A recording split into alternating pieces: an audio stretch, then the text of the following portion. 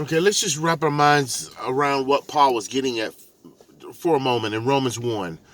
For God's eternal power has been clearly seen in that which is made, so that man is without excuse. Do you hear me now?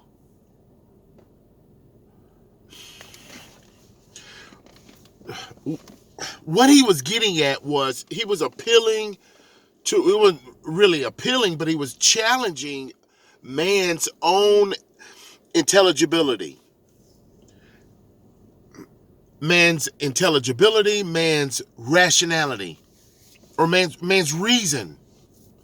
Because ultimately, your reasoning and rationality comes from God. Now, unless one wants to believe that,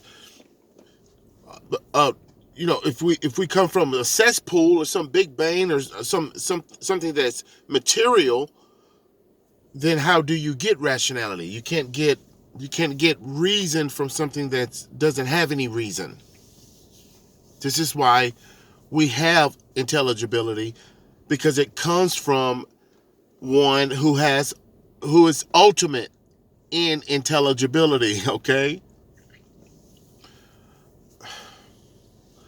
so when man tries to suppress, and that's exactly what he has to do, because it's already in man's heart, in man's conscious mind, to know that Creator God exists simply by those things that are made. And this is where we get presuppositional apologetics. It's based on the Word of God, and then ultimately based on God's attributes and His nature. We talked about, at one point I made a video and entitled it, "Don't Go Around Trying to Prove God's Existence." This is where you just take a hop, skip, and a jump within that passage, within that verse even, and clearly see that God is not hiding Himself. He's very near unto us.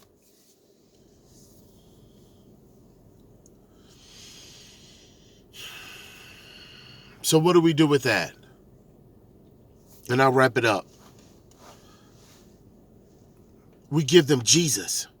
We tell them about the free gift of salvation, God's mercy, what He done in intervening into man's dimension, into our existence, and becoming one of us, clothing Himself in the likeness of human flesh, humbling Himself to death, even death on the Roman's cross, whereby, again, we can become the sons of God by our faith in that very thing, in that very event, in Him who's given Himself for us. You defend your faith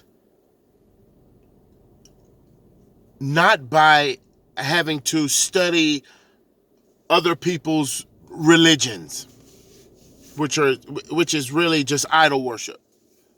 That's not how you defend quote unquote Christianity.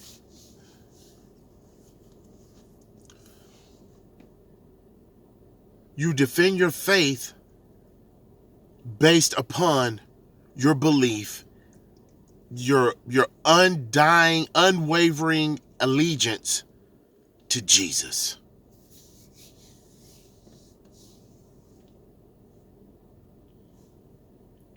God bless you.